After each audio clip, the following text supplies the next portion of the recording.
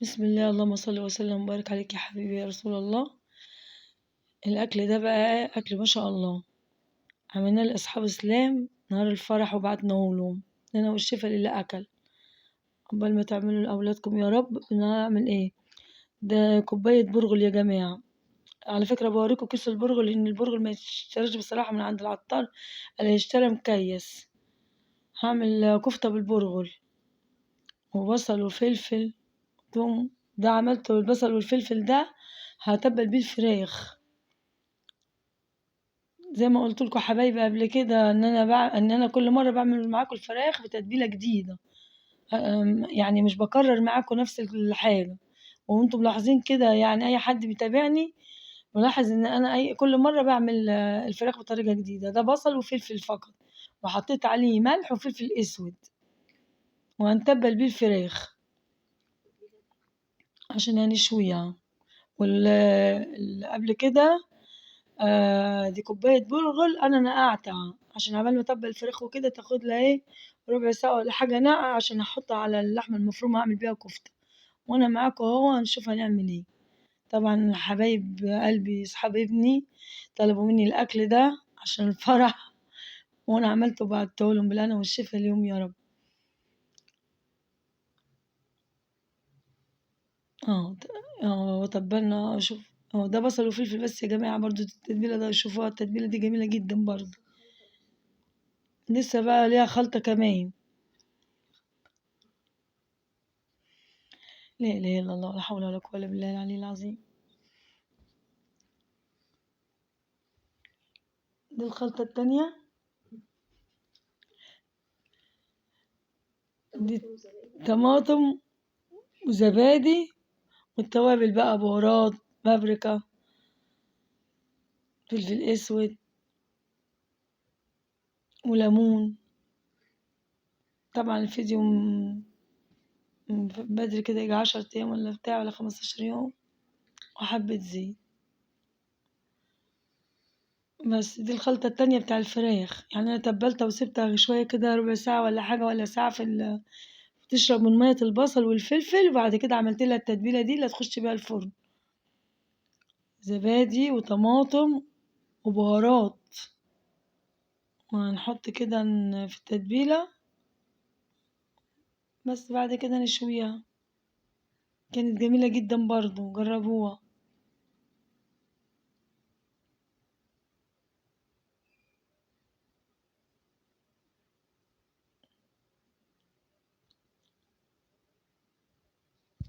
وده بتاع الكفتة أكيد طبعا. بصل وفلفل برضو، فلفل أحمر وفلفل أخضر. دي تتبيلة الكفتة بقى. احنا خلصنا من الفراخ اهي. بشوفولي بقى الفيديو يا جماعة. ده 3 أكلات، يعني الفيديو فيه 3 أكلات. في الكفتة بالبرغل، وفي الفراخ المشوية، وفي رز مبهر.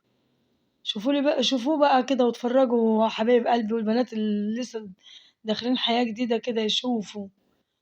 ده البرغل اهو، وعليه اللحمة المفرومة، وعليه البصل اللهم صل على النبي، والبصل والفلفل.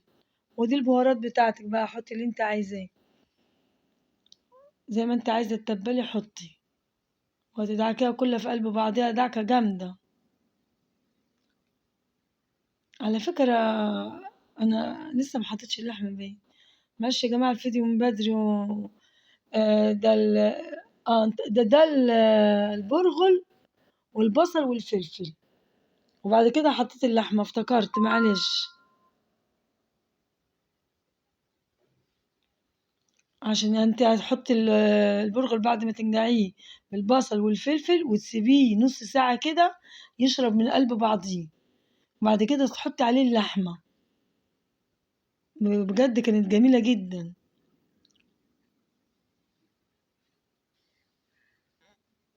أنا عادة بعمل الكفتة على طول لحمة. أول مرة أعملها بالبرغل وطلعت جميلة وما شاء الله. يعني لو عملت ربع كيلو لحمة، بص بقى بقول لكم، بصوا بقى في قلب بعضيه ازاي، اكنها كلها لحمة. لو عندك ضيوف ولا عندك بتاع ولا معاكي أولاد، وحطيت البرغل على ربع كيلو لحمة، هيأكلهم. لأن البرغل بيزيد وبيزود اللحمة معاكي. بس تعملي زي ما أنا بقى عملت كده. تنقعيه شوية ربع ساعة وبعد كده تصفيه خالص من المية. وده بعمل الرز المبهر. حطيت معلقة سمنة أو زيت اللي انت عايز تعملي بيه، ومعلقة سكر اتكرملت، والبهارات بقى والليمون الناشف اسمه ايه عيدان القرفة وكركم. وتعملي كده وبعد كده هتغسلي الرز. عملت رز بسمتي، وتظبطي ملحه أول ما يغلي. هو الرز البسمتي غسلته، كان معايا نص كيلو رز، ورحت حطيته في الحلة. ما شاء الله كان حكاية والله بجد. والله كان أكل بالهنا والشفا ليهم يا رب. بعد كده دخلت بقى على الكفتة بعد ما كده خلصت الرز، وصبعت اهي على لو ما عندكيش شبكة زي دي اعمليها في صينية يا حبيبتي عادي جدا. أنا عملت قبل كده في الصينية وطلعت تحفة، بس حاولي تفرغيها زي ما أنا بفرغها كده. أنا على فكرة بعملها على إيد معلقة، على إيد أنا دي عشان معها بلاستيك بعمل بيها يعني، عاملاها الحاجات اللي زي دي.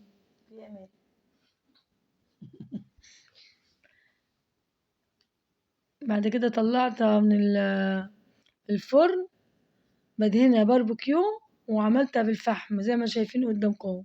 جربوا بقى الأكل، والأكل بتاع أم أحمد ده يعني أكل ما شاء الله، أكل فنادق فعلا يعني، وأكل مطاعم بجد. أحلى ناس وأحلى متابعين، وكل اللي دخلولي وحبايبي وإخواتي كلكم على راسي من فوق. طلعت الكفتة في منتهى الجمال، والفراخ بسم الله ما شاء الله، والرز، والهنا والشفا الحبايب قلبي اللي راح لهم الأكل. وجربوا بقى وشوفوا. وعايزة بقى ايه تشجيع منكم بالله عليكم، الفيديوهات مش بتجيب مشاهدة، شجعوني كده وحسسوني ان الحاجة بتعجبكم باللايكات. وحبايبي اللي بيكتبوا التعليقات ومش بيحطوا لايك، يا حبيبة قلبي يبقى عندي 120 تعليق وما عنديش لايكات؟ يا حبيبتي اول ما تدخلي الفيديو حطي لايك.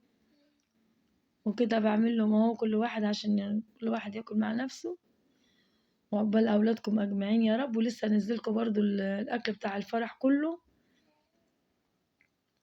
سلام حبايبي، يلا بقى تشجيع منكم.